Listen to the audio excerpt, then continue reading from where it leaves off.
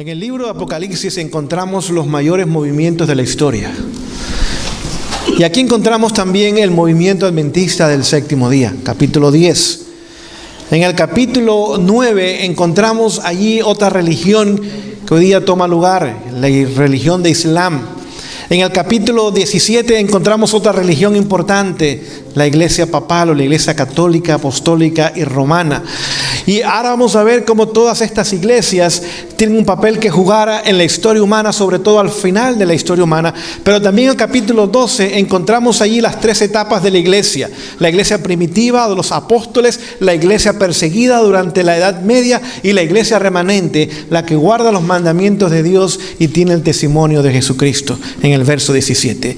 Ahora en esta noche vamos a dirigir nuestra atención al capítulo 10. Quizás es una parte de Apocalipsis que no ha estudiado tanto, pero no se preocupen, esta noche vamos a comenzar a estudiarlos juntos. Dice lo siguiente, verso 1, capítulo 10, vi descender del cielo a otro ángel fuerte. Así que lo primero que vemos es que hay un ángel fuerte que desciende ¿de dónde?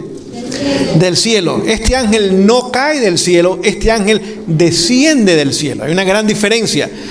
Cuando cae del cielo es que no tiene la aprobación de Dios, pero cuando desciende del cielo es que tiene un mensaje especial que darnos. Y vamos a ver quién es este ángel fuerte que encontramos en el verso 1. Vamos a darnos cuenta que este ángel tiene un uniforme. Pregunto yo, ¿los uniformes serán importantes? Yo creo que sí.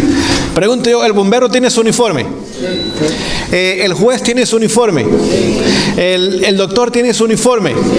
Es decir, los uniformes nos ayudan a determinar qué trabajo hace la persona. ¿Cuál es su profesión? ¿Cuál es su misión? Y vamos a ver que el uniforme de este ángel fuerte nos va a ayudar a entender no tan solo su misión, sino quién él es. Y vamos a ver el primer elemento, la primera característica. Hay 4 que encontramos del uniforme de este ángel fuerte que desciende del cielo, que es enviado por Dios. El primero que encontramos dice, envuelto en una nube. El segundo es, con el arco iris sobre su cabeza. El tercero es, su rostro era como el sol. Y el número 4 y último, y sus pies como columnas de fuego. Vamos a descifrar estos 4 elementos del uniforme para que podamos entender el mensaje que en esta noche la palabra del Señor tiene para nosotros. Envuelto en una nube. ¿Qué significará eso? Vamos a dejar que la palabra de Dios nos dé la respuesta. No olvide, cuando usted encuentra algo difícil en la Biblia, no cierre la Biblia.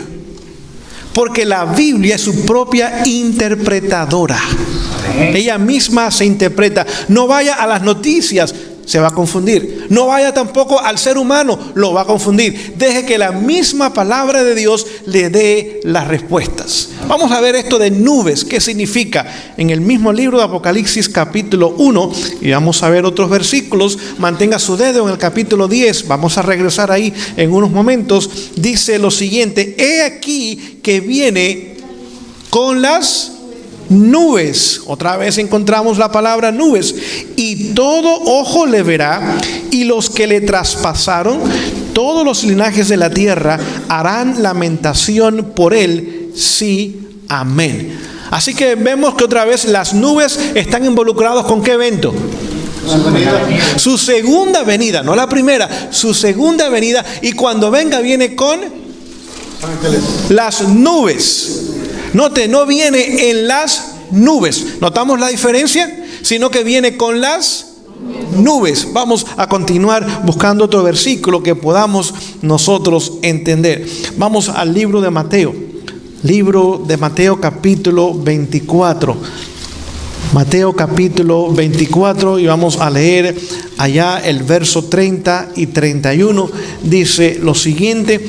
Dice, entonces aparecerá la señal del Hijo del Hombre en el cielo, y entonces lamentarán todas las tribus de la tierra, y verán al Hijo de Dios o al Hijo del Hombre viniendo sobre las nubes del cielo con poder y con gran gloria, y enviará sus ángeles con gran voz de trompeta. Juntará a sus escogidos en los cuatro vientos, desde un extremo del cielo hasta el otro. Mateo 25, y tenemos que avanzar rápidamente. Vamos a leer el verso 31. Dice lo siguiente: cuando el Hijo del Hombre venga en su gloria y todos los santos ángeles con él, entonces se sentará en el trono de gloria. Así que cuando habla de estar envuelto en nubes, significa que ¿qué evento? Su segunda venida. Pero también ¿con quién viene? ¿Quiénes son las nubes? Son sus santos ángeles. Vemos que viene con las nubes y viene sobre las nubes también. Por lo tanto, vemos que el primer mensaje que tuvo el movimiento milerista tenía que ver con ¿qué? Con la segunda venida de Jesús. ¿Sabe qué tomó lugar cuando Miller y sus seguidores comenzaron a hablar de la segunda venida de Jesús? ¿Saben ustedes que las tabernas se cerraron? Que las carreras de caballo y las carreras de perro no tomaron lugar. Que los bailes no tomaron lugar. Los lugares de diversiones y distracciones ahora fueron puestos a un lado.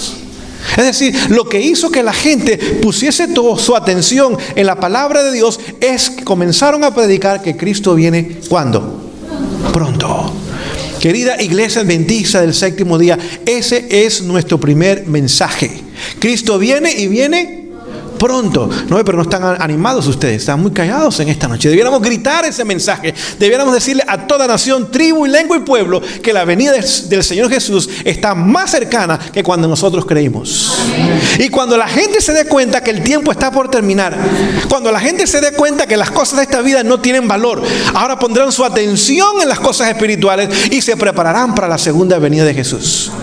¿Saben por qué muchos de nosotros hoy día hemos perdido nuestro sentido de urgencia? Porque nos hemos ocupado en las cosas terrenales nada más. En el trabajar, en el comer, en el vestir, en casarnos, en comprar, en tener. Y hemos perdido la visión de que en nuestros días es nuestro privilegio ver a Jesús regresar en las nubes de los cielos. ¿Saben qué pasó con aquellos mileritas? Vendieron sus propiedades y ese dinero lo pusieron en la obra de Dios. Los terrenos dejaron sin ser cultivados durante ese año. Las familias ahora se unificaron. Los esposos y las esposas hicieron la paz. Los hijos comenzaron a ser obedientes a los hijos. Había culto familiar en casa en la mañana y en la tarde. Las iglesias comenzaron a despertar, aquellas que abrazaron este mensaje de la segunda venida de Jesús, y como resultado de esa predicación en esta nación tomó lugar el segundo despertar espiritual de esta nación. Vemos que Jesús dijo que vendría, y vendría por segunda vez. El mundo cristiano no cree eso hoy día. ¿Sabe lo que cree el mundo cristiano hoy día? En el rapto secreto. Póngase a pensar, es tan secreto que ni Dios sabe de él porque no está en la Biblia. Póngase a pensar en lo secreto que es. Usted lo puede buscar de Génesis a Apocalipsis y no lo va a encontrar. Ni Dios sabe de él. Nada más los cristianos. ¿Qué ha hecho esta teoría del rapto secreto? Ha quitado de los corazones de la gente el sentido de urgencia de la segunda venida de Cristo. ¿Sabe lo que cree el mundo católico? Se lo voy a leer.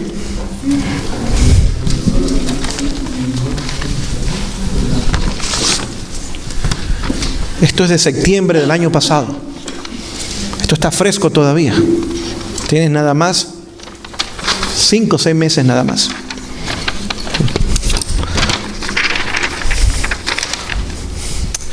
Dice el portavoz del Vaticano. Este portavoz no es cualquier sacerdote. Este es un cardenal. Los cardenales son los que forman la curia. En otras palabras, son los que eligen al Papa. Y nada más hay como 120 en todo el mundo. Este no es un párroco allá de una parroquia que nadie sabe quién es. Este está en el Vaticano y es un cardenal. Vamos a ver lo que dice él en cuanto a la segunda venida de Jesús, porque es la nueva posición de la Iglesia Católica. Les voy a leer lo que dice él. Dice, se anunció oficialmente. No es algo que dijo él, es un anuncio oficial. O sea, se anunció oficialmente hoy que la segunda venida de Jesús, el único Hijo de Dios, no tomará lugar. Y le pide a sus creyentes que, como tienen fe, todavía quizás piensen en la posibilidad de su venida. Pero ahí no termina. El cardenal Giorgio Salvadore dice que este año, refiriéndose al año 2014, será el último año donde el Vaticano va a esperar la segunda venida de Jesús. El último año. Nosotros sentimos que Él no va a regresar como se ven las cosas. Óigame, si hubo un tiempo que se ven las cosas, que va a regresar pronto, esos días. Al menos que los ciegos no vean nada. Continúo leyendo. Casi 2000 años atrás Jesús prometió a sus discípulos que regresaría en el capítulo 14 de Juan, versículos del 1 al 3. Ese capítulo todavía sigue siendo vigente. Jesús es el mismo ayer, hoy y para siempre. Y los cielos y la tierra pasarán, mas mi palabra no pasará. ¿Entendemos eso? Ok. Dice lo siguiente. Dice, continúe siendo el portavoz del Vaticano, dice que Jesús tuvo que romper su promesa porque posiblemente hizo la promesa bajo el efecto del vino. Esto es blasfemia.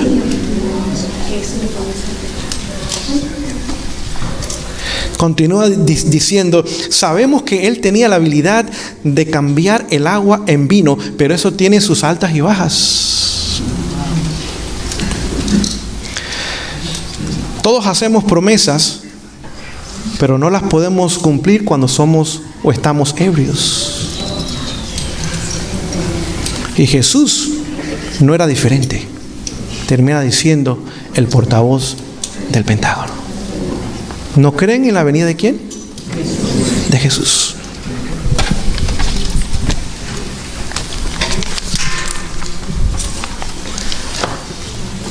Vemos que el primer mensaje del movimiento adventista, no estamos hablando todavía del movimiento adventista del séptimo día, los mileritas no eran del séptimo día, eran adventistas nada más. Tenía que ver con la segunda venida de quién? Con la segunda venida de Cristo. ¿Alguna vez usted ha pensado ver a Jesús en las nubes de los cielos? ¿Ha pensado usted encontrarse con ese rostro maravilloso? ¿Ha pensado usted lo que será ese día donde al fin podamos dejar este viejo mundo atrás con todas sus cosas tristes y ahora tener un encuentro personal con nuestro Salvador, el cual durará por la eternidad? ¿Ha pensado en reunirse con seres queridos que ha tenido que poner en una tumba? Me ha tocado a mis padres, me ha tocado con mis abuelos, me tocó con mi primera hija de 3 meses. Es decir, hay muchas razones para esperar la venida de Jesús. La principal de ellas es caer a los pies de Él y agradecerle por la eternidad, por lo que ha hecho por cada uno de nosotros. Por eso nuestra iglesia, su nombre primario es Adventista. Ese nombre tiene un significado muy especial. Es más, ese nombre el Señor nos los dio a nosotros. Y no tenemos el derecho de cambiarlo, porque ese nombre Él nos los ha dado y lo que Él ha dado el ser humano no puede quitar. Por razones legales habrá que poner otras cosas, pero en nuestro corazón el primer nombre sigue siendo Adventistas. Y lo será hasta el día que nos encontremos con nuestro Salvador.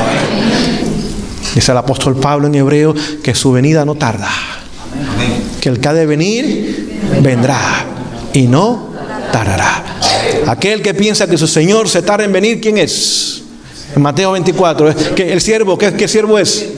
El siervo negligente, el siervo infiel, pero el siervo fiel reconoce que su Señor vendrá y no tardará.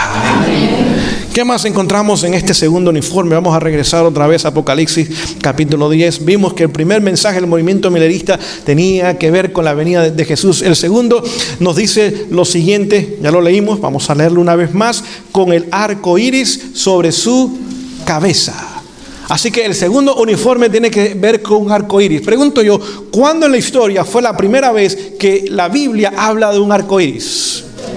En Noé, capítulo 9 de Génesis. Encontramos ahí la primera vez que Dios hace un pacto con el ser humano, era Noé. Y cuando hizo su pacto, ¿cómo lo selló? Con el arco iris. ¿Y qué le prometió a Noé? Porque el arco iris era una promesa, que nunca más destruiría el mundo con agua. Pero también era un pacto, ¿sí o no? Dice, yo haré un pacto contigo.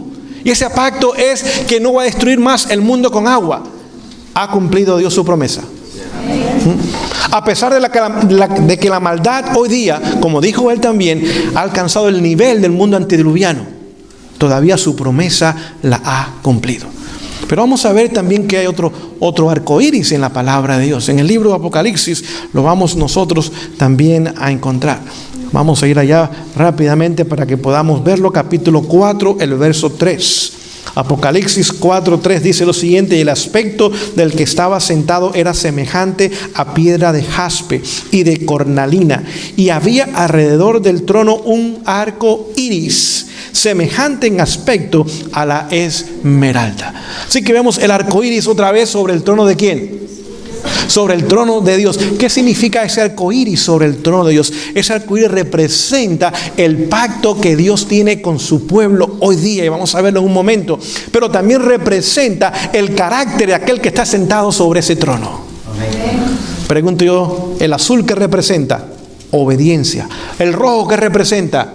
Sacrificio. ¿El blanco qué representa? Pureza o santidad. ¿El amarillo qué representa? Humildad o sencillez. ¿El verde qué representa? Esperanza. Y podemos continuar viendo los demás colores, y cada uno de ellos describe una característica del carácter divino y también del pacto que Dios ha hecho con nosotros. Así que este movimiento milerista no tan solo comenzó a predicar de la segunda venida de Jesús, sino también comenzó a predicar del pacto de que Dios tenía con su pueblo. Y vamos a ver el pacto cuál es. Vamos a ir rápidamente al libro de Hebreos. Libro de Hebreos, vamos a ir allá y vamos a leer en el capítulo 10. Vamos al 8. Podríamos ir al 10, pero mejor voy a leer la porción de que está en el 8. Capítulo 8 de Hebreos 8:8 dice lo siguiente: porque respondiéndoles, dijo, he aquí vienen días, dice el Señor, en que estableceré con la casa de Israel y con la casa de Judá un nuevo pacto.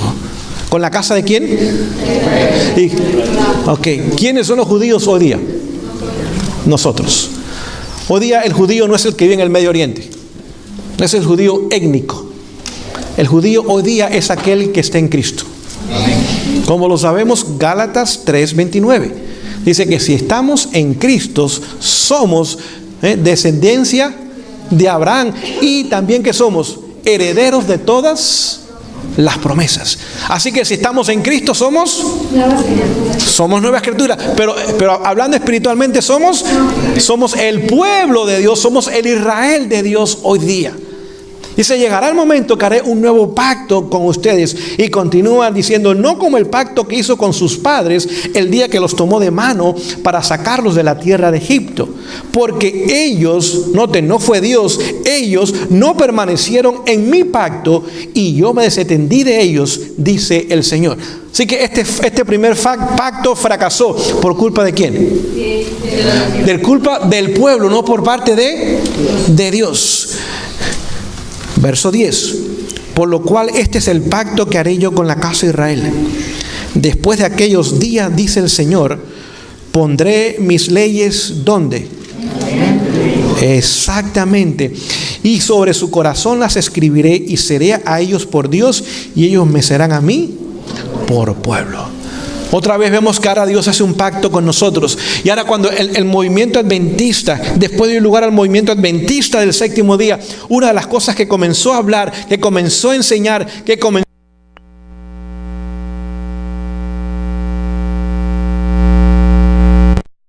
incluyendo el cuarto. Así que este pacto, dice, Dios va a hacer un pacto con su pueblo. Y este pacto es, ¿cuál es? Su ley. Es su ley. Note la diferencia entre el antiguo pacto donde se escribe la ley. En el antiguo pacto se escribió en tablas de piedra fuera de la persona. En el nuevo pacto es la misma ley, pero escrita dentro de nosotros, para que no lo olvidemos y para que podamos vivir en obediencia a ella. Amén. Tenemos que entender esto porque muchos cristianos hoy día dicen, bueno, yo soy del nuevo pacto, pero violo el sábado. No puede ser del nuevo pacto porque le falta un mandamiento. Así que el nuevo pacto incluye obediencia a los 10 mandamientos. No 9 de ellos, ni 8 tampoco, a los 10 mandamientos. Pero otra vez, ese pacto va a ser escrito ¿dónde? Va a ser escrito en la mente y puesto ¿dónde? En nuestros corazones. Hago la pregunta, ¿quién lo va a escribir entonces? Lo va a escribir el Señor, correcto. Pero, ¿qué Señor lo va a escribir? Dios. Alguien dijo la respuesta, el Espíritu Santo. Quien escribió los 10 mandamientos fue el dedo de Dios, ¿sí o no? ¿No dice que fue el dedo de Dios? ¿Y el dedo de Dios quién es? Es el Espíritu Santo. Así que aquellos que dicen tener el Espíritu, pero están viviendo en violación a la ley de Dios, tienen el Espíritu, pero no es santo. Otro espíritu les está dirigiendo, otro espíritu les está enseñando, otro espíritu los está motivando. Aquellos que son guiados por el Espíritu escribirá los 10 mandamientos en nuestras mentes y lo pondrá en nuestros corazones. Vemos que este movimiento tenía el mensaje también de los 10 mandamientos y la obediencia a esos 10 mandamientos. ¿Qué más tiene el uniforme que podamos ver nosotros? Vamos a regresar otra vez a Apocalipsis 10, el tercer elemento. Y su rostro era como el sol. Malaquías 4:2. Justicia, es decir, este movimiento también tenía el mensaje de la justicia ¿de quién? De la justicia de Cristo. Así que este mensaje de la justicia de Jesús es el mensaje que nos ayuda a alcanzar la victoria sobre el pecado. Es el mensaje que pone el carácter de Jesús en nosotros. Lo único que llevaremos de este mundo al cielo, ¿saben? El carácter. Y no puede ser el suyo ni el mío. Tiene que ser tan solo el carácter de Jesús. Por lo tanto, el mensaje de la victoria sobre el pecado, el mensaje de la justicia imputada. ¿Qué significa imputada? Acreditada, dada. Es cuando somos perdonados por el sacrificio maravilloso de Jesús. Pero ahí no termina la obra de salvación. La obra de salvación también incluye justicia impartida, la vida santificada, la victoria sobre el pecado, el cambio del carácter, la belleza de Jesús reflejada en nuestras vidas. ¿Piensan ustedes que van a haber accidentes en el cielo? ¿Que van a haber choques en el cielo? No. No olviden, en el cielo no se venden seguros de carro. No puede haber choques en el cielo. Tenemos que permitir que este carácter sea moldeado hoy día por la obra del Espíritu a la semejanza del carácter de Jesús. ¿Saben por qué hay tantos problemas en casa hoy día? Por nuestro mal carácter. Hay choques entre los esposos y no nos entendemos y no nos comprendemos. Y tú hiciste esto y tú me dijiste lo otro. Y hay problemas. Decimos que nos amamos, pero vivimos como perros y gatos. ¿Podrá ese matrimonio prepararse para la venida de Jesús? No en esas condiciones. ¿Habrá poder en Jesús para dar victoria? Claro que sí. Porque hay problemas con los hijos también, por lo mismo. Cada uno quiere hacer su voluntad, imponer su criterio. Cada uno quiere entrar y salir cuando quiere y hacer lo que quiere. Eso es un desorden, eso no es un hogar. Pero el Señor tiene poder para ayudarnos a cambiar nuestros defectos de carácter. Amén. Aquellos que heredamos de nuestros antepasados y aquellos que nosotros mismos hemos cultivado. Déjame decirles, todos tenemos defectos de carácter. Pero hay poder suficiente en Jesús para darnos la victoria. Y esa justicia de Jesús necesita continuamente ser aplicada a nuestras vidas. Para que por la gracia de Dios podamos tener lugar en el cielo. O sea, el mundo católico no entiende esto. Ellos piensan que son sacramentos, penitencias, que son velas y santos. Y son clérigos que tienen que ver para perdonar sus pecados, pero no creen en la victoria sobre el pecado. Por eso que tiene que confesar sus pecados un hombre y continuar yendo a la misa, para que haya perdón y perdón. El mundo evangélico tampoco entiende esto. Ellos piensan que el plan de salvación terminó en la cruz. Pero allí no terminó. Ahí comenzó. Jesús tenía que ascender a los cielos y allá hacer una obra que debe ser paralela con nuestras vidas, para que ahora los méritos ganados en la cruz del Calvario pudieran ser ofrecidos al pecador para el perdón del pecado, pero sobre la victoria sobre el pecado. El único pueblo que tiene el mensaje del santuario es el pueblo adventista del séptimo día. Y tenemos que entenderlo. Dice que el entendimiento correcto del mensaje del santuario es el fundamento de nuestra fe, como lo es también el estudio de las profecías. Así que tenemos que entender la obra de Jesús en la cruz del Calvario, pero la obra de Jesús también en el lugar santo y hoy día en el lugar santísimo. Amén. Si no entendemos esa obra, tristemente el maravilloso plan de salvación, el cual es gratuito para cada ser humano, no vamos a beneficiarnos de ellos. ¿Qué más vemos en el uniforme? Y sus pies como columnas de fuego. Los pies. Capítulo 52 de Isaías, el versículo 7. Isaías 52, versículo 7. Dice lo siguiente: cuán hermosos son sobre los montes los pies del que trae nuevas, del que anuncia la paz, del que trae nuevas del bien, del que publica salvación, del que dice a Sión, tu Dios reina. Una característica de nuestros pioneros era la obra misionera. Los pies los movían de pueblo a pueblo, de casa en casa. ¿Saben por qué había espíritu misionero? Por la urgencia de la venida ¿de quién? De Jesús. Creían sinceramente que en sus días Jesús iba a venir y que habían miles y millones de seres humanos que necesitaban saber el mensaje. Y los llevó entonces a una entrega completa, a una entrega sin reserva, aún de sus propios recursos. Dice que estos pies se movían. Querida iglesia, tenemos que regresar a ser una iglesia misionera. No podemos continuar como tantos hay que pasan años y años en la iglesia sentados sin trabajar por la salvación de una sola persona.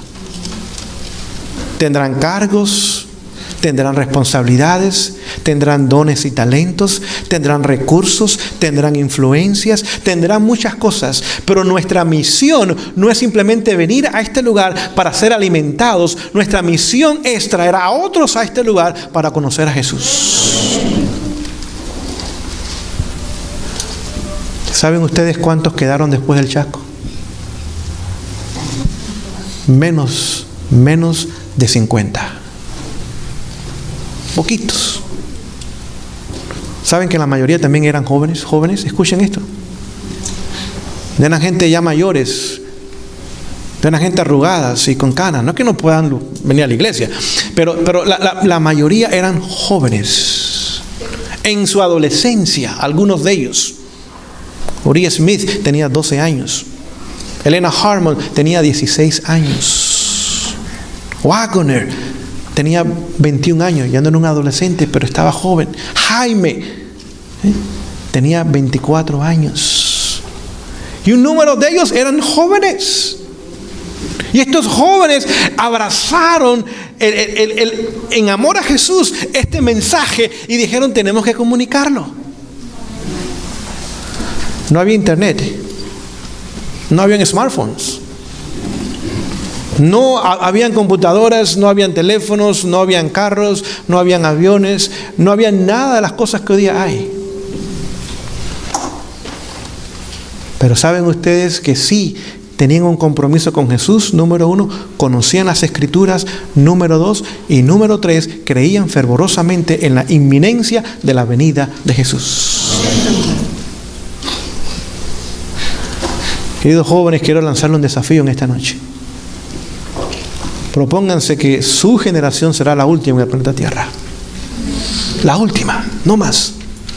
¿Quieren seguir viviendo en este mundo? Con las tragedias que vemos, con los problemas que vemos, con las crisis que nos rodean, ¿queremos seguir viviendo en este mundo? ¿O es tiempo de ir a casa? Yo creo que es tiempo pasado de ir a casa. Y en esta noche, querido joven, o a un niño que estás presente en este lugar, comprométete con el Señor de que tu generación será la última generación sobre este planeta. Tu plan de jubilación va a ser en el cielo. No más 401k, no más seguro social. Plan de jubilación va a ser ¿dónde? En el cielo. Las calles son de oro, ¿sí o no? Así que la economía del cielo está bastante buena, yo creo. Si las calles son de oro, no hay problemas económicos en el cielo. Es tiempo de ir a casa, no por las calles de oro. Es tiempo de terminar el sufrimiento en el corazón de Dios bajo la tragedia diaria de este planeta. Vemos que estos pies simbolizan la obra misionera. Saben que el Señor nos dio 4 pilares para la obra misionera. 4 pilares. Nos dio la obra de publicaciones. Dice que la obra de publicaciones debería ser como hojas de otoño. Dice que la obra de publicaciones la llama los predicadores silenciosos. Esa es la obra de publicaciones. Primer pilar. Segundo pilar que nos dio, y no estoy hablando en orden de importancia ni en orden que llegó al mensaje, simplemente los menciono, fue la obra médica misionera. No tan solo médica, porque tiene apellido también. Si usted hace obra médica y no es misionera, no es la obra de Dios. Y si hace obra misionera pero no es médica, no es tampoco el plan de Dios. Es obra médica misionera. No olviden, nuestros doctores eran pagados del diezmo, porque eran ministros y tenían una credencial ministerial. Todos. Kellogg's la tuvo mientras fue fiel al Señor. Es más, nuestros ministros recibían capacitación médica misionera y los médicos recibían capacitación ministerial y eran pagados del diezmo. Desde la crisis con el doctor Kellogg's, la obra médica misionera se separó. Aún hoy día, si usted va a estudiar medicina, usted va a Loma Linda. Si va a estudiar usted teología, va a Andrews. 2000 millas de separación. Porque no tiene nada una que ver con la otra. Al final del tiempo, el Señor va a unir ambas obras. Y la va a unir, ¿saben de dónde? La va a unir a través de centros médicos afuera de las ciudades. Lo que llaman outpost. Es decir, no puede terminar esta obra antes que esta obra médica misionera se una otra vez. Centros de avanzada. Y eso no es una familia, tiene que ser un grupo de personas donde puedan unirse recursos, unir talentos, unir capacidades, unir tiempo para hacer esa obra. No es tan solo obra médica misionera de traer personas a recibir tratamientos, sino es obra de capacitación para que otros puedan hacer esa obra y duplicar esa obra en otros lugares. Número 3, obra de educación. Obra de educación. Número 4, obra ministerial. 4 pilares. Dios nos los dio para que a través de esos pilares este movimiento llevase el mensaje a toda nación, tribu, lengua y pueblo. Si vemos hoy día qué ha pasado con la obra médica misionera, desapareció. Los únicos lugares que usted encuentra algo de obra médica misionera es en la obra de sostén propio. Los únicos lugares, tristemente. ¿Qué pasó con la obra de publicaciones? En el mes de noviembre del año pasado, la Review and Herald cerró. Nada más nos queda una casa de publicaciones en Estados Unidos, la Pacific Press. Primero cerró la del sur, ahora cierra Review and Herald, nos queda una casa de publicaciones. Si somos honestos, aún vamos a nuestras librerías, la gran parte de la literatura ni es nuestra. Y el pueblo no se está alimentando porque no hay, o sí hay, pero no hay la abundancia y la variedad y el costo económico que deberían tener. Por eso vemos que otra vez la obra de sostén propio del Señor la levanta como obra de publicaciones. Querida hermandad, en esta noche tenemos que entender estas cosas prácticamente. Porque el destino nuestro está en la balanza. No por nuestras buenas o malas acciones, no es lo que me refiero, sino las decisiones que tomamos. ¿Dónde estoy dispuesto yo, por la gracia de Dios, a poner mi apoyo?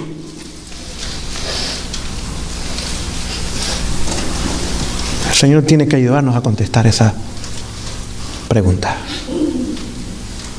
¿Qué ha pasado con la obra de educación? El costo es astronómico. Y es casi tan secular como lo es en otros lugares.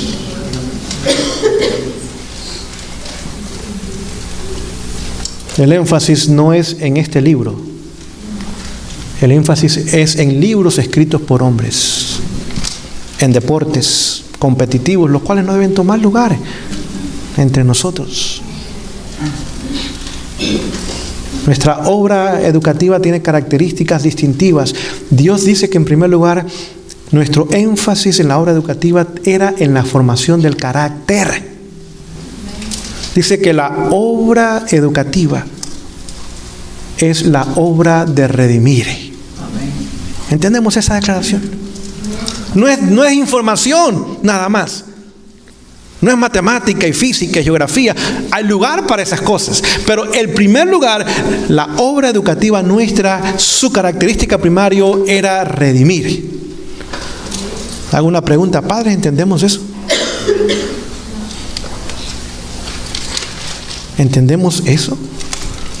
Nuestra primera obra no es trabajar, no es casa grande, carros nuevos, ropa nueva. No, esa no es nuestra primera obra. Nuestra primera obra no es hablar inglés. Nuestra primera obra no es tener papeles. Nuestra primera obra no es vivir cómodos en este mundo. Nuestra primera obra es con nuestros hijos.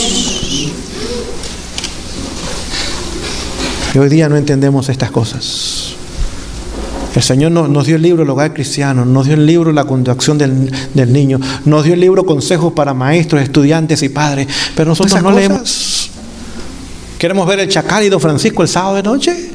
Queremos ir a las tiendas y al mall y sabemos los especiales cuando hay, y no entendemos estas cosas, y nuestros hijos crecen y crecen y crecen, pero sus caracteres están deformados y sus corazones no aman a Jesús ni entienden su mente la palabra de Dios. Serán doctores, serán abogados, serán licenciados, pero no estarán en el reino de los cielos.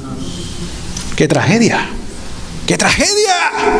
Que este pueblo remanente con el mensaje para este tiempo, en vez de preparar una generación para encontrarse con su Dios, prepare una generación para trabajar para las corporaciones americanas. O tenemos que entender este mensaje de esta noche. No es de carácter tan solo de conocimiento, es de carácter práctico. ¿Qué ha pasado con nuestra obra ministerial?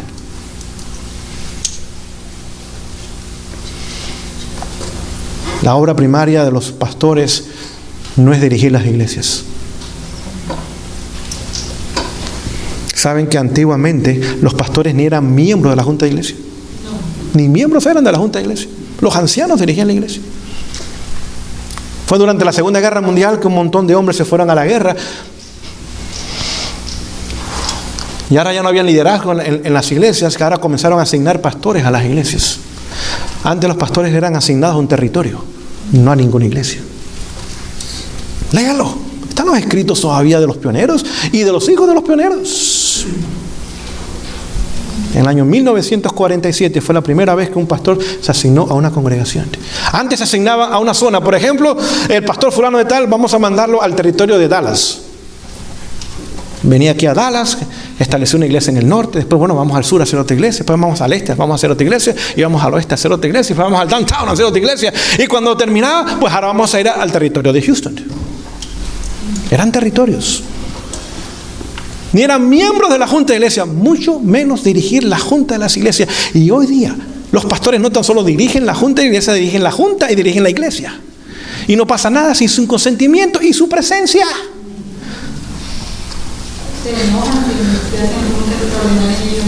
Sí, parecen una iglesia católica.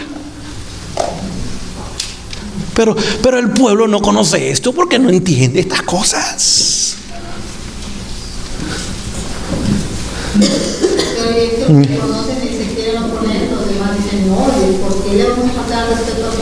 No es faltar el respeto, es llevarlo al lugar que Dios lo puso. El respeto le faltamos a Dios cuando violamos sus principios. El plan de Dios para los ministros eran 3 nada más. Era, en primer lugar, la obra de proclamar el mensaje. Es decir, llegaba a Dallas y decía, bueno, aquí vamos a establecer una iglesia, vamos a comenzar a tocar puertas. Vamos a comenzar a invitar gente. No quizás en una iglesia, quizás aquí en una casa, llega una persona, 2 personas. Con el tiempo había bastante interés, entonces hacía una campaña de evangelismo. Y después de la campaña de evangelismo, a propósito, las campañas de evangelismo duraban 3, 4 y 5 meses. No eran de una semana. Eso no era. Usted puede leer todavía, usted puede conseguir los temas, por ejemplo, de Lord Borough, que fue el último de los pioneros en morir en el año 1924. ¿Saben cuántos temas tenía en su campaña de evangelismo? 80 temas. Y no es que hubieran reuniones todas las noches. Habían reuniones 4 veces por semana. Después, los 3 días eran yendo a las casas para hablar con la gente, para orar con la gente, para ayudarlos a entender, para contestar sus preguntas, para ayudarles con sus inquietudes y ayudarlos a afirmarse en el evangelio. Al mismo tiempo, el pastor tomaba 2 o 3 personas, sobre todo jóvenes, y los llevaba para irlos capacitando. Esta es la obra para hacer, esta es la obra para hacer. La segunda obra del pastor era educar, educar, educar. Es decir, capacitaba a la membresía. Vamos a tener un seminario de capacitación para ancianos, para diáconos, para escuelas sabáticas, sociedad de jóvenes, para la obra misionera. Esa era su obra, capacitar a los miembros para que él no tuviera que hacer todo el trabajo, sino para que él fuera un miembro más en el equipo de trabajo.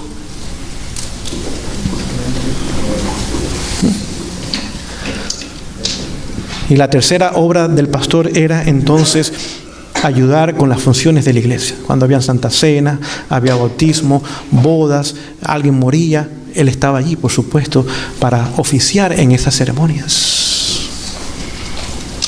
Pero ni en la junta de iglesia era miembro. Si en algún momento había un punto difícil en la junta de iglesia, el pastor era invitado a venir para ese punto, ser tratado. Y dice, bueno, pastor, usted como hombre de experiencia que conoce la Biblia y el Espíritu de profecía, ¿qué usted piensa que debemos hacer con este caso? Y el pastor daba su opinión y se retiraba. Ellos tomaban la decisión.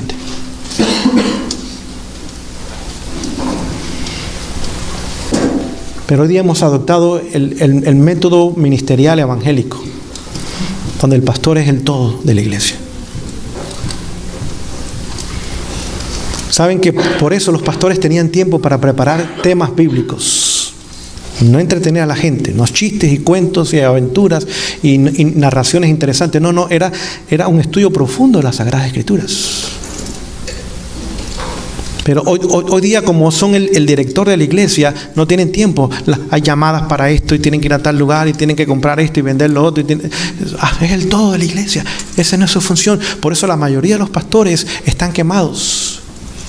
Es demasiado, el estrés los está matando. En Estados Unidos, de acuerdo a las estadísticas, de cada 10 pastores, 4 no van a terminar su ministerio, van a renunciar porque es demasiado el precio y la presión que hay sobre ellos. Es más, si regresáramos al plan de Dios, se aliviaría nuestra carga. Y ahora todos podríamos participar porque es un privilegio participar en la obra del Señor. Vemos los 4 puntos que el Señor nos dio. Vamos a regresar rápidamente antes que el tiempo se nos acabe, porque hay mucho que cubrir. Posiblemente no terminamos en esta ocasión, pero al menos vamos a ver algo más. Capítulo 10 de Apocalipsis, verso 2 dice: tenía en su mano un librito, ¿cómo? Abierto. No dice la palabra libro, sino ¿qué palabra dice? Librito. Muy bien. Y puso su pie derecho sobre el mar y el izquierdo sobre la tierra. Vamos a ver qué significa esto. Así que tenía en su mano un librito abierto. ¿Qué librito? Voy a hacer una pregunta y es difícil, pero si no sabe, no se preocupe, les voy a ayudar. ¿Qué librito se abrió al entendimiento, a la comprensión de los pioneros adventistas del séptimo día en aquella época? Daniel. Pero otra vez, dice librito. No todo el libro de Daniel. Es la parte del capítulo 8 al capítulo 12. La que se abrió al entendimiento de ellos. Por ejemplo, si usted lee los escritos aún de los reformadores, como Lutero, Calvino, Zwingli, etcétera, etcétera. Todos ellos tenían el entendimiento correcto, por ejemplo, de Daniel 7:25. El cuerno pequeño simbolizaba el papado. Sí, los primeros 7 capítulos de Daniel nunca fueron sellados. Nunca fueron sellados. Lo que fue sellado, al final, Dios le dice a Daniel: sella la visión. ¿Qué visión era? La que recibió en Daniel 8, pero lo dice en 12. La visión, cierra eso, porque no es para tus días, es para el tiempo del fin. ¿Cuándo comenzó el tiempo del fin? 1798, cuando cae el papado. Es el comienzo del fin. ¿Qué pasó en ese tiempo? No tan solo con Miller, con Joseph Wolf en Alemania, con Lacunza en Chile, con Irving en Escocia, en Inglaterra, con Gaussen en Francia, con Hassenford en Holanda, que nunca se conocieron, nunca se hablaron. ¿Qué comenzó a pasar entre ellos? Todos comenzaron a estudiar y a entender la última parte del capítulo o de la última parte del libro de Daniel. Aquel librito que se abrió el entendimiento de ellos fue capítulo 8, capítulo 9, capítulo 10, capítulo 11 y capítulo 12 de Daniel. Pregunto yo, ¿cuál era el mensaje principal de Miller? Daniel 8, 14. Hasta 2300 tardes y mañanas y el santuario será. ¿No es ahí lo que lo llevó a la conclusión de que Jesús venía en nuestros días? Es decir, cuando comenzaron a estudiar y a entender lo que decía la última parte del profeta Daniel, ahora comenzaron a predicar todos el mismo mensaje en diferentes partes del mundo, diferentes trasfondos religiosos, diferentes culturas, diferentes idiomas, pero tenían el mismo mensaje: Jesús viene pronto. Pero noten, este ángel puso su pie derecho sobre el mar y el pie izquierdo sobre la tierra. ¿Qué significa mar? Correcto. Apocalipsis 17:15 dice que las aguas simbolizan naciones, pueblos y gente. No convertidas. No convertidas. Las aguas, cuando usted en profecía lea, es personas no convertidas. En profecía los convertidos son árboles o hierbas verdes o la hierba del campo. Esos son los árboles, el pueblo de Dios fiel. Así que ese mensaje comenzó a darse a la gente, pero dice que iba a ser puesto sobre la tierra. ¿Qué significa la tierra en profecía? Un lugar desolado. Es decir, este mensaje iba a ser mundial, en otras palabras. Lugares poblados, lugares muy poblados, lugares con gente, lugares sin gente, el mensaje iba a llegar. Porque este ángel fuerte, este ángel poderoso, iba a poner su pie sobre la gente y los lugares donde había poca gente, en el mundo entero, en otras palabras. A propósito, ¿quién piensan ustedes que es este ángel fuerte? Jesús. Es el mismo Jesús. Cuando fue el tiempo para traer el mensaje adventista, no se envió un ángel, Jesús mismo vino a darlo. Esas características que vemos nosotros de su uniforme no es un ángel, no es una criatura, es el mismo Dios. Nos hizo depositario de sus santos oráculos y de su santo mensaje. ¡Qué privilegio tenemos nosotros! Deberíamos estar brincando de gozo todo el tiempo, que el Señor nos ha llamado de las tinieblas a su luz admirable. ¿Y qué más dice el mensaje? Vamos a continuar el verso 3. Y clamó a gran voz, como ruge un ovejo. Oh, okay. Ustedes lean bien porque yo puedo leer mal a veces. Así, como ruge un león. Pregunto yo, ¿este mensaje se va a dar así en forma calladita? ¿O hay que darlo con rugido de león? Dice que lo dio a gran voz. ¿Y como rugido de qué? ¿Saben ustedes que esta palabra, ruge, tan solo aparece una sola vez en la Biblia, es en este lugar? No aparece más en toda la Biblia. Es la palabra mutakai, griega, que es un rugido a todo voz. Pregunto yo, cuando vamos a Apocalipsis 14, ya hay 3 ángeles, ¿cómo dan el mensaje a ellos? A gran voz. Pregunto yo, ¿cómo estamos dando el mensaje nosotros hoy día? No. Nuestro mensaje es de rugir. Nuestro mensaje es de rugir. De rugir. Es de clamar a gran voz. ¿Saben por qué? La única forma de llamar la atención de hoy día es gritando. Porque hay tantas cosas que compiten por la lealtad del tiempo y de la mente de la gente. Y usted no puede decirle, oye, mire, ¿qué le parece? No. Si una casa está en fuego y son las 2 de la mañana y la familia está durmiendo, que usted le va a decir, vecino, levántese. ¿Le va a decir eso? ¿Qué le va a decir? Usted no va a tocar la puerta, usted va a romper la puerta. Usted va a hacer todo el ruido que usted pueda hacer y todo el movimiento que usted pueda hacer. ¿Saben por qué? Porque hay una familia en peligro, pero ellos no saben que están en peligro y no les queda mucho tiempo para salir del peligro.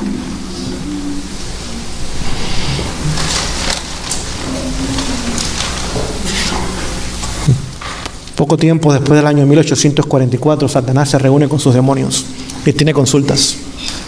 Les voy a leer nada más una pequeña declaración. Está en Testimonios para Ministros, página 472 en adelante.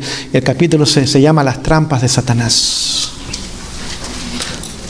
Dice, mientras el pueblo de Dios se acerca a los peligros de los últimos días, Satanás sostiene diligentes consultas con sus ángeles acerca del plan más eficaz para destruir su fe. ¿Destruir qué cosa? Note, no dice destruir sus iglesias. No dice destruir sus instituciones. ¿Destruir qué cosa? La palabra de Dios dice que sin fe es imposible agradar a Dios. Por lo tanto, si no hay fe, no estamos agradando a Dios y nuestra obra no tiene la aprobación del cielo. Y lo que quiere destruir es nuestra ¿qué? Nuestra fe. Tristemente ha tenido mucho éxito.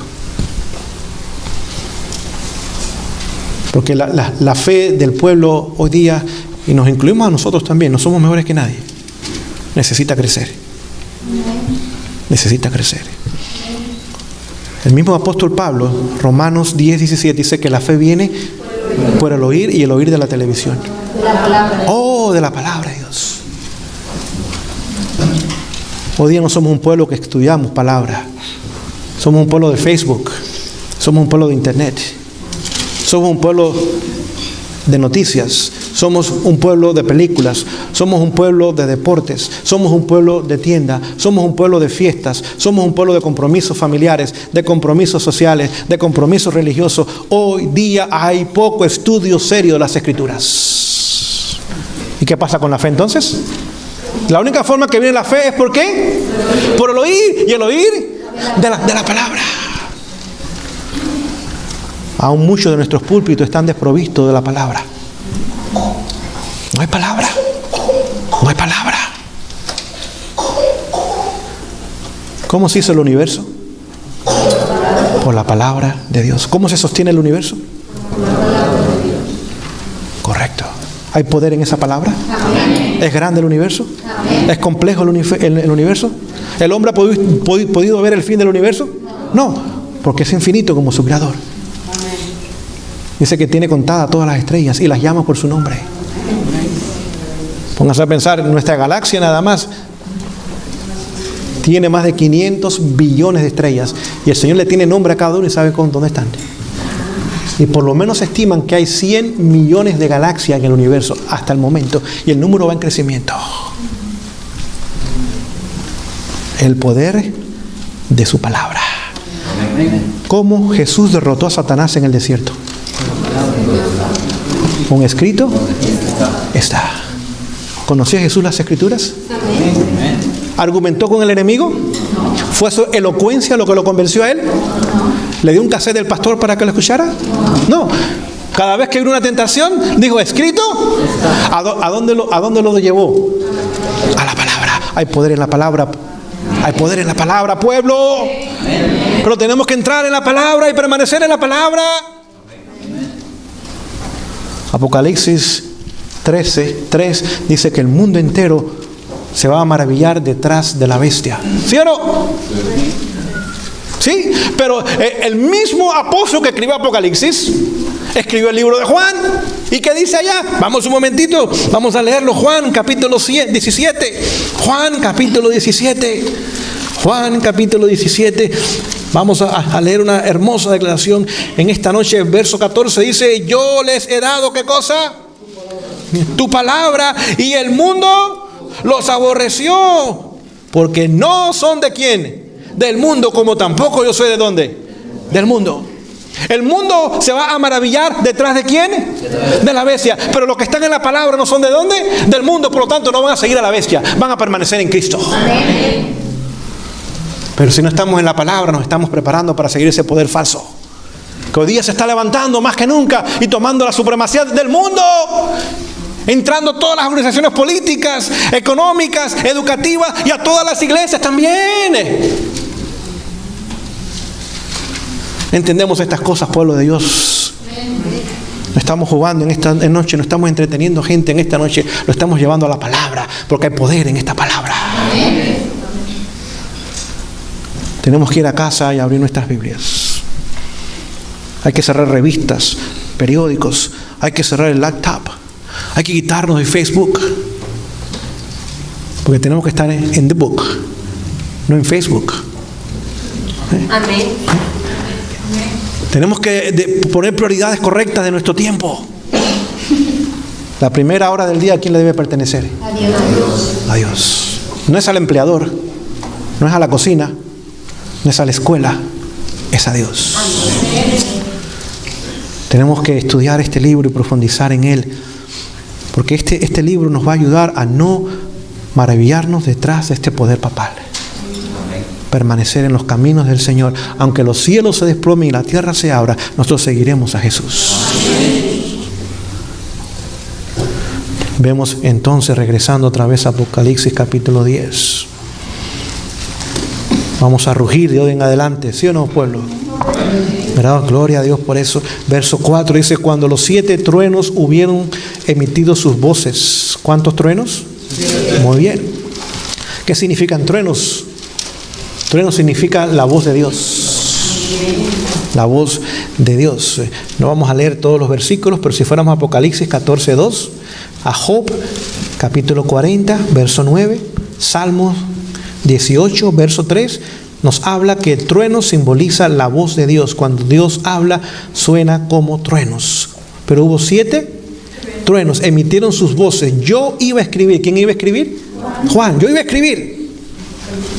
Pero oí una voz del cielo que me decía, sella las cosas que los 7 truenos han dicho. ¿No vemos? Los truenos hablan, es la voz de Dios. ¿Y no qué?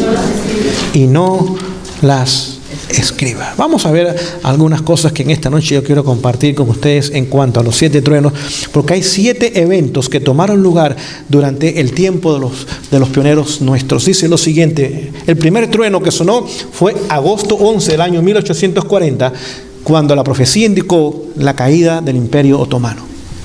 Eso le dio tremendo ímpetus al movimiento adventista. Cuando la gente vieron que la palabra de Dios se cumplía, debido a que Josiah Leach había predicho la caída del Imperio Otomano. Primer evento. El segundo evento tomó lugar en junio del año 1842. Ahora se comenzó a predicar el mensaje del segundo ángel. Ha caído Babilonia, salgan de ella. Ahora, ¿qué sucedió con los mileritas? Las puertas de la iglesia se les cerraron. A medida que se acercó el tiempo, las puertas de la iglesia, ¿qué pasó con ellos? Se cerraron. Y ahora dijeron a la gente: no, ustedes tienen que salir de esas iglesias. Esas iglesias no quieren el mensaje de la venida de Jesús. No quieren el mensaje de las profecías. Esa iglesia no quiere vida santificada. Esa iglesia no quiere obediencia a Dios. Salgan de ellas. Esa es Babilonia. Han caído. Están negando la palabra de Dios. Y la gente salieron. ¿Saben cuánto hubo en ese entonces? 260,000 personas se unieron al movimiento milerista. Más de 250,000 de personas. En aquel entonces Estados Unidos no era el tamaño que esos días, ni tenía la población que tiene hoy día. Mucha gente. Fue la segunda voz del trueno. Miller iba a escribir estas cosas y dice: no las escriba. Vamos a ver por qué más adelante. Lo tercero que tomó lugar fue cuando en la primavera del año 1843 ocurrió el primer chasco. Jesús no vino. Ellos habían olvidado de que en la historia no hay año cero, que del año 1 antes de Cristo se pasa al año 1 después de Cristo. No había año cero en la historia. Entonces, claro, no es el 1843, pero tuvieron que pasar por ese chasco. Cuando pensaban ellos, sin fecha, nada más lo pusieron en la primavera. Y más bien hablaron del fin del mes de marzo, cuando comienza la primavera, se pone fin entonces al invierno. Dice: Jesús va a venir en la primavera del año 1843, pero Jesús no vino. ¿Saben qué pasó? Hubo un zarandeo. De 260,000 adeptos, quedaron 50,000. Más del 80% fue zarandeado. Pregunto yo, ¿cuántos zarandeos hubo en los días de Jesús? 2. ¿Limpió el templo Jesús iniciando su ministerio? ¿Lo limpió cuando estaba por concluir su ministerio? También. En los días de los mileritas hubo 2 zarandeos. El primer zarandeo dejó menos del 20%. Menos del 20%. Vamos a ver qué pasa después. La cuarta, en la primavera del año 1844, lo que se conoce en la historia adventista como el tiempo de espera. Es donde ahora se publicaron las famosas gráficas proféticas que usted y yo conocemos. Comenzaron a distribuirse y comenzaron a enseñarse de ellas. Era el tiempo de espera. Ellos sabían, Jesús no viene ahora en el 43, Jesús viene en el 44. Y se dieron cuenta que no podía ser en la primavera, porque el decreto de Artajerjes se dio en el otoño. Pero no habían puesto fecha todavía, nada más en el otoño del año 1844. Comenzando ese verano, comenzaron ellos ahora a presentar todas las gráficas proféticas que ya nosotros conocemos. Lo quinto fue que a partir de junio del año 1844, otra vez se comenzó a predicar el mensaje del primer ángel, pero ahora unido con el mensaje del segundo ángel.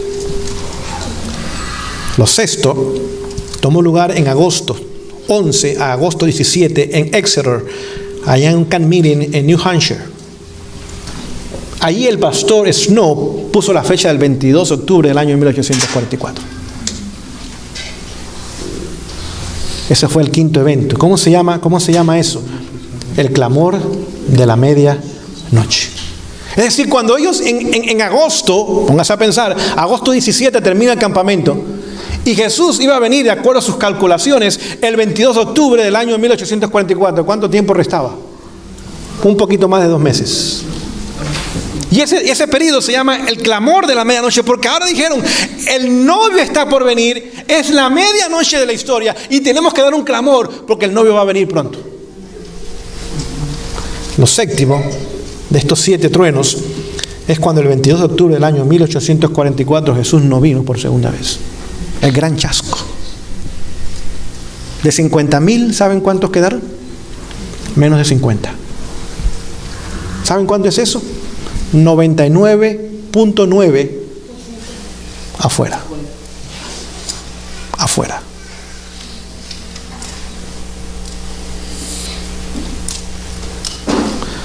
Pregunto yo, ¿cuántos zarandeos va a haber en la iglesia adventista del séptimo día? ¿Tomó lugar ya el zarandeo alfa? ¿Con Kellogg's? Sí. ¿Qué pasó con nuestra mayor y mejor institución? 300 líderes, pastores, ministros, obreros, doctores, etcétera, etcétera, se unieron con Kellogg's. Póngase a pensar, aún el pastor A.T. Jones, el famoso predicador de la justificación por la fe, el que defendió la libertad religiosa, se unió con él. Se quedó con el sanatorio, se quedó con el hospital. Aún el colegio de Battle Creek tuvo que cerrarse, porque tomó posesión de él. Tuvo que ser trasladado a Andrews, donde hoy día se encuentra la Universidad de Andrews. Y se llevó los talentosos líderes que teníamos en aquel entonces. Dice que la obra sufrió 50 años de atraso. Pero ¿saben algo ustedes? Dice que la señora White vio la apostasía Omega y tembló por el pueblo. Dice que será de un carácter mucho más serio que lo que fue la apostasía Alfa. Y hoy día estamos en medio de ella. Hoy día estamos en medio de ella. Querida hermandad, tenemos que entender la palabra de Dios. Si no, nos vamos a unir con la apostasía, aún con buenas intenciones. Tenemos que entender la palabra de Dios.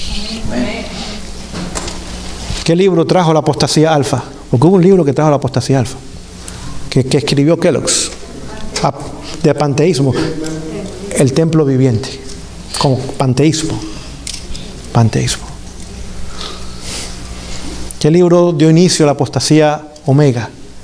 Preguntas sobre respuestas. El libro que se escribió después que dialogamos con los evangélicos y cedimos algunos puntos de doctrina en el año 1957. Y eso ha ido creciendo y creciendo y creciendo y creciendo y se ha hecho un gigante hoy día. Y hoy día no tan solo estamos en el zarandeo. El zarandeo tiene 2 fases. Está el zarandeo y está donde las cosas se ciernen. El tiempo donde se cierne, donde aún el grano ahora tiene que ser escogido y tan solo el grano completo, el grano integral, el grano que no es genéticamente alterado, va a quedar. Los granos quebrados, los granos imperfectos, los granos no bien desarrollados, eso se van también. Y déjenme decirles, todavía ese zarandeo que está pasando a su segunda parte va a tomar mayor intensidad cuando llegue el tiempo de la ley dominical. Todavía no nos cuesta nada sentarnos en una iglesia. No nos cuesta nada ir a una iglesia y sentarnos el sábado ahí. No nos cuesta absolutamente nada. Es más, es aún popular ser cristiano en esta nación. Pero cuando llegue la ley dominical, que es el próximo evento que va a tomar lugar proféticamente hablando, cuando llegue ese momento, nos ha dicho claramente la pluma inspirada que es la última prueba para nosotros. ¿Cuándo usted se prepara para una prueba? ¿Antes, durante o después de la prueba? Correcta la respuesta. ¿Nos estamos preparando? Porque se nos ha dicho claramente que en la crisis no se desarrolla el carácter. En la crisis se revela el carácter. Es la última prueba. ¿Y qué sucede si usted no pasa la última prueba y tomó una clase? Sacó una A. O una B entonces. O una F. Una F. Está fracasado. Esa es nuestra última prueba. Lean el conflicto de los siglos, página 663. Y es ahí donde dice que de campos que parecían maduros no va a quedar nada. ¿Se referirá a nosotros, gente de sostén propio, gente de verdad presente? Posiblemente. Porque el conocimiento de la verdad no nos garantiza la salvación, al menos que se aplique a nuestras vidas y cambie nuestras vidas. No podemos seguir enojados y peleando y corajudos. No. Jesús tiene que tomar lugar de esta vida completamente. Desde aquí hasta los pies. Por dentro y por fuera. Dice que el zarandeo será de tal magnitud que va a parecer que la iglesia va a caer. Te va a decir, no, aquí no queda nada. Como Elías. No, aquí yo soy el único, Señor. Y no estaba equivocado Elías. Pero él no sabía lo que Dios sabía. Que habían 7,000 que no habían doblado sus rodillas. Amén. Un profeta no pudo discernir el zarandeo en sus días. No lo pudo discernir. Y Dios se lo tuvo que explicar. Cuanto menos nosotros que ni profetas somos. Así que va a parecer que no queda nada. No olviden, después de la ley dominical, ¿qué pasa con las instituciones nuestras? Dice que todas van a dejar de existir. Todas. Si usted no puede comprar y vender, ¿podrá sostener alguna obra? Económicamente hablando. No. Porque no hay dinero para el pueblo de Dios. Amén. Nadie dice amén a eso, pero bueno, va a llegar, querida iglesia, va a llegar. Cuando su cuenta en el Banco de América va a ser 0.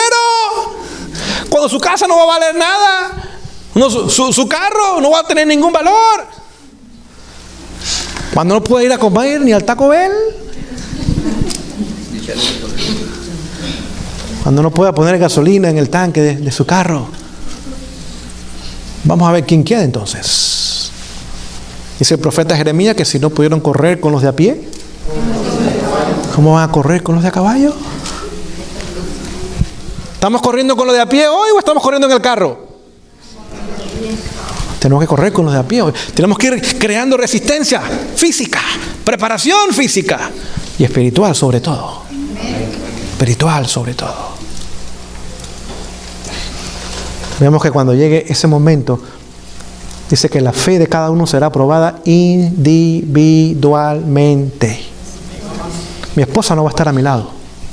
Mis hijos no van a estar conmigo ni yo con ellos. Ustedes no van a estar conmigo ni yo con ustedes. De alguna forma, Dios permitirá que Satanás haga con nosotros como hizo con Job.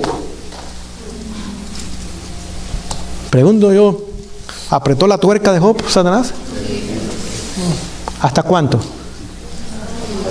Hasta lo último. Pero hay una diferencia entre Job y nosotros. Es que en el tiempo final habrá muchos mártires. Y Job, Dios le dijo a Satanás, no le puedes quitar la vida. A propósito, Job es un tipo de los 144,000. Pasarán por el tiempo de angustia, pero permanecerán justos, rectos, piadosos y apartados del mal. Y cuando la tuerca se nos apriete, ahora vamos a ver quién es quién. Vamos a ver quién trabaja por un sueldo y quién trabaja por amor a las almas. Vamos a ver quién está dispuesto a pasar hambre, cansancio y demora. Dice Conflicto de los Siglos, página 679. Esas 3 cosas, dice, tenemos que esperarlas y van a llegar a nosotros. ¡Hambre! ¡Ay, hambre! ¿Cómo va a pasar hambre? Hoy día estamos rodeados de comida. Cada cuadro usted encuentra algo para comer. No es que debe comer lo que venden ahí, pero por lo menos hay para comer. Cansancio, ni se diga. Tenemos cámaras cómodas y con aire acondicionado y no sé cuántas cosas. Hasta las bancas, las iglesias hoy día están acondicionadas y el aire acondicionado y la gente viene a dormir a la iglesia. Qué triste. Y esperar demora. ¿Saben por qué demora? Durante el tiempo de angustia dice que Dios quemará toda ligadura que hemos creado con este mundo. Y la tuerca apretada, Señor, ven pronto, Señor, ven pronto. Dice, no, todavía no. Yo tengo que dejarlos a ustedes por un tiempo, porque los 144,000 vindicarán el carácter de Dios. Sin intercesor en los cielos, sin pecar en la tierra. Con decretos de muerte, no pueden comprar ni vender. La enemistad de todo el mundo contra ellos. Si ustedes piensan que la gente hoy día odia a los ISIS, deje que llegue el pueblo de Dios. Los hijos se van a quedar chiquitos. Chiquitos. Cuando dice que los peores enemigos vendrán de nuestras propias familias. Padres entregarán a los hijos a la muerte. Póngase a pensar eso. Eso no ha pasado en la historia anterior. Los hijos entregarán a los padres a la muerte. La suegra entregará a la nuera y la nuera a la suegra. Y los hermanos a los hermanos. Y va a ser una condición que nunca hemos visto en el planeta Tierra. Y todavía tenemos que amar a Jesús y amar a aquellos que nos tratan mal.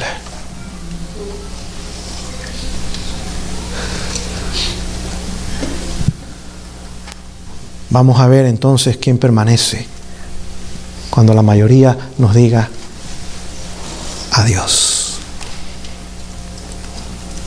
Póngase a pensar si no quedó ni el 1% después del chasco, ni el 1%. Lo que quedó fue la 10ª parte del 1%. 99.99, adiós. Y cuando vio la apostasía, Omega dice que era de un carácter mucho más serio, dice que tembló por la condición del pueblo. Ya tenemos que terminar eso ahora para terminar. Pero antes de terminar, Juan estaba listo para escribir estas cosas. ¿Y qué pasó? ¿Qué le dijo la voz?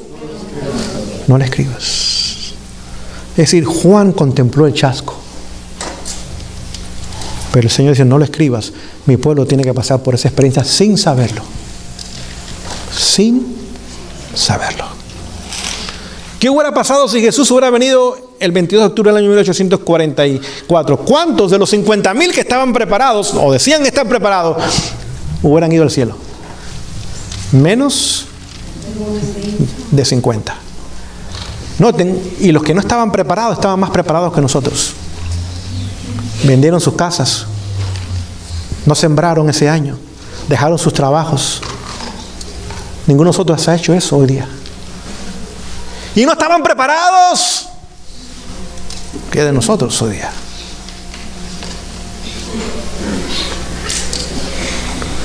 Es decir, que Juan contempló el chasco y me imagino que lo voy a escribir para que... No, dice Dios, no lo escriba. Deja que pasen por esa experiencia. Y tuvieron que pasar por ella. Vamos a terminar. Dejamos información para otra ocasión posiblemente. Pero vamos a ver un par de detalles más aquí en esta noche.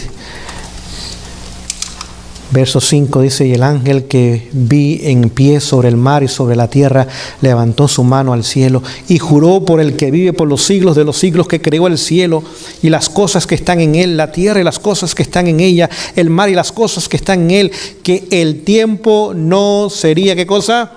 Que el tiempo. ¿De qué tiempo estará hablando acá? Claramente nos lo dice el Espíritu de profecía.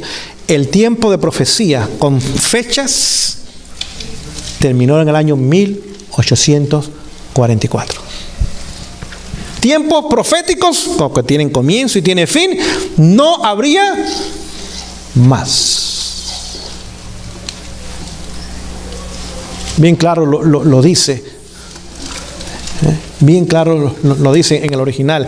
En el original dice no, bueno, no en inglés dice no más tiempo habrá.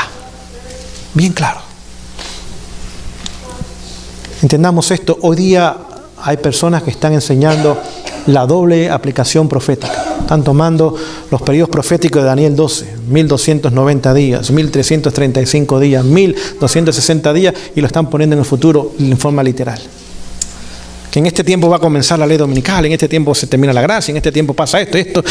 Claramente, la palabra de Dios, apoyada como es la costumbre por el Espíritu de profecía, dice que más profecías de tiempos no habría más. No está hablando del tiempo de gracia, porque todavía estamos viviendo bajo el tiempo de gracia, pero profecías de tiempo no habría más. ¿Qué más dice? Verso 7.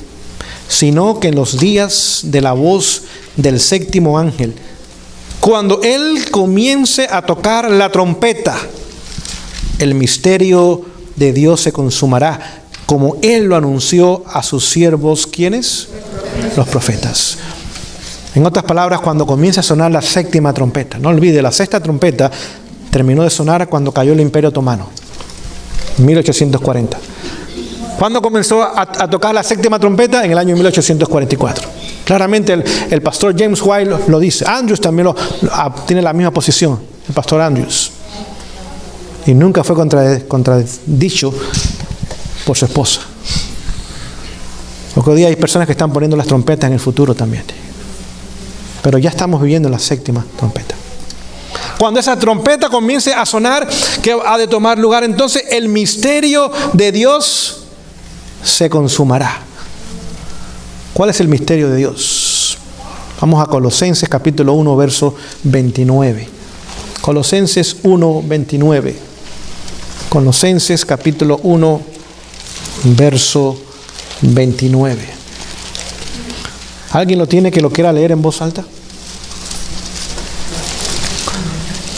Para lo cual también trabajé, luchando según la potencia de Él, la cual actúa poderosamente en mí. Colosenses 1, 27. Aquel el Dios quiso dar a conocer las riquezas de la gloria de este misterio entre los gentiles, que es en Cristo en nosotros la esperanza. ¿Cuál es el misterio de Dios?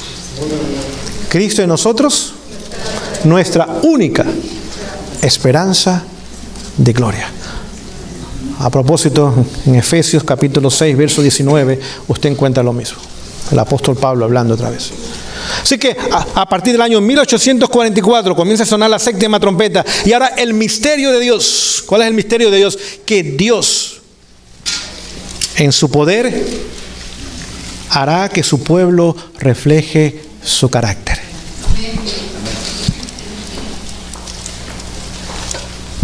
Por eso todavía estamos en este mundo, iglesia. La única razón es que todavía esa obra no se ha terminado en nosotros. Todavía el misterio de Dios, póngase a pensar que en carne humana como la nuestra, carne caída, carne pecaminosa, con 6,000 años de herencia de pecado, el poder de Dios hará una obra maravillosa, misteriosa, aún para el ser humano, que es que su gloria, su carácter hermoso se revelará en nosotros. Amén. ¿Recuerdan cuando Moisés le dijo a Dios, muéstrame? ¿Qué le mostró Dios? Le mostró su carácter. Cuando Moisés lo vio, dijo, ¡oh, Dios fuerte, misericordioso, piadoso, grande en perdonar! Pero que no tendrá por inocente aquel que continúe en sus pecados. Lo que vio fue la belleza del carácter de Dios. El mundo necesita ver eso en nosotros hoy día. ¿La verdad la tenemos? Sí. ¿El carácter? No. Por eso la gente no está impresionada por nuestro cristianismo. Le podemos decir muchas cosas bonitas y podemos decirle esto está pasando y aquello está pasando, pero cuando nos ven dicen, no me impresiona tu verdad. Si fuera tan poderosa tu verdad, cambiara tu carácter. Esa lengua le tomara control a ella. Esos ojos que se van por donde no tienen que ir. Ese apetito sin control. Ese genio. No. Sigue con tu verdad. Yo me quedo con lo que yo tengo. Hoy día quien le está poniendo el freno a la venida de Jesús somos nosotros. El mundo entero está listo. Las evidencias son muchas. El Vaticano está listo, el protestantismo apóstata está listo, todo está listo. ISIS está listo, todo está listo. ¿Y nosotros? Todavía no. El misterio de Dios necesita revelarse en su pueblo. Y Jesús dijo, este género no sale si no es con ayuno. Hay que luchar. Pregunto yo, ¿luchó Jacob fuertemente una noche? ¿Cambió su carácter ese encuentro con Jesús? De usurpador se llamó ahora príncipe de Dios. De ladrón, ¿era ladrón? Oh, sí. ¿Era mujeriego? ¿Tenía 4? ¿Le robó al suegro? ¿Le robó a los cuñados? Sí. Estaba listo para el cielo, ¿verdad? Porque tenía todo el conocimiento de la verdad que Isaac le había dado. ¿Estaba listo para el cielo? No. Es más, si no se hubiera encontrado con Jesús, si su vida hubiera sido cambiada esa noche, Hubiera sido la última noche de él sobre el planeta Tierra. Al día siguiente Saúl le iba a quitar la vida. Y nosotros tenemos que permitir que esa obra se haga y como Jacob luchar. Por eso hay un periodo en la historia que se llama el periodo de la angustia de Jacob. El pueblo de Dios tendrá que pasar por esa angustia también. Hoy día debe comenzar en nosotros esto. ¿Qué más podemos decir acá? Bueno, vamos a leer un verso más, el verso 10, pasemos en adelante. Entonces tomé el libro de la mano del ángel y lo comí, y era dulce en mi boca como la miel, pero cuando lo hube comido, ¿qué pasó? Pregunto yo, ¿las noticias de la venida de Jesús eran como miel? Sí. ¿Y el chasco? Y él. Aquí nos habla del chasco. Es decir, el apóstol Juan pasó en visión esa experiencia. Se comió el librito. Qué rico. Cuando llegó aquí,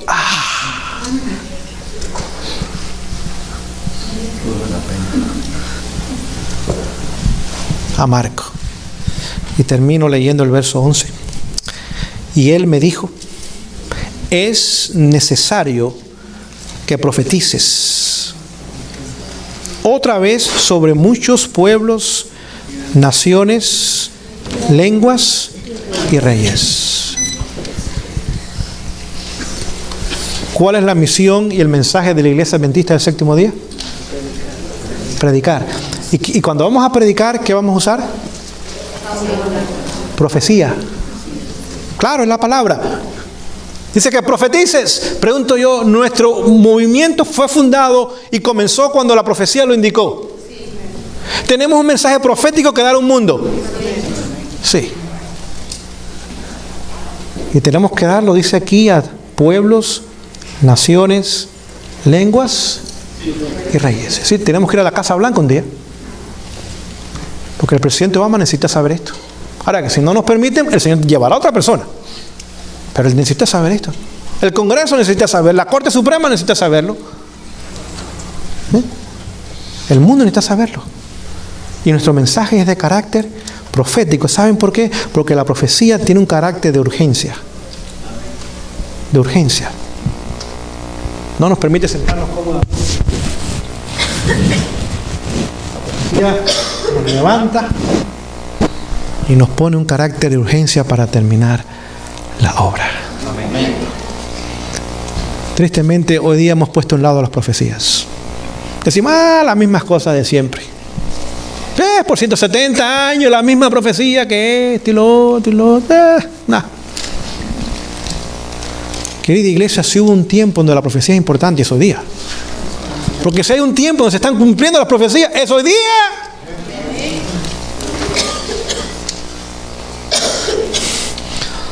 El tiempo no me permite en esta noche, pero los dos primeros versículos del capítulo 11 pertenecen al capítulo 10 realmente. Nada más los voy a leer. Entonces me fue dada una caña semejante a una vara de medir. Y se me dijo, levántate y mide el templo de Dios, el altar y los que adoran en él. ¿Qué encontramos ahí?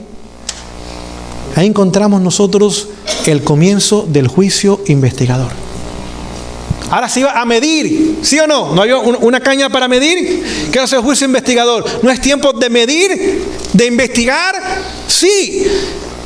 El templo de Dios. Pregunto, ¿Jesús está trabajando hoy día haciendo el juicio investigador en el lugar santísimo? El altar. ¿Qué significa el altar? Donde se adora la iglesia. ¿Está siendo la iglesia adventista está siendo medida hoy día? ¿Y qué significa los que adoran en ella? Nosotros los miembros. Nosotros los miembros.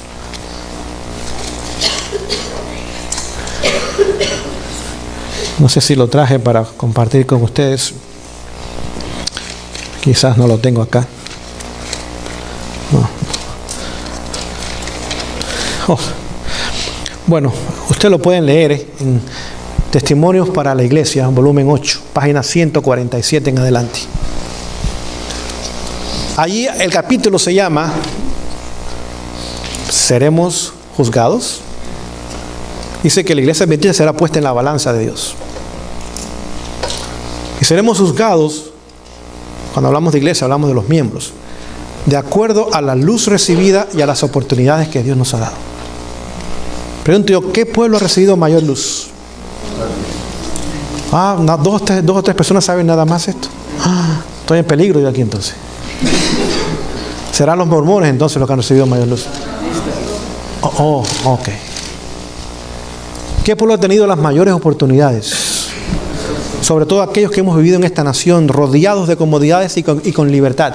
¿Qué nación ha tenido más privilegios que esta nación? Ninguna. ¿Quiénes serán los que tendrán menos excusas entonces?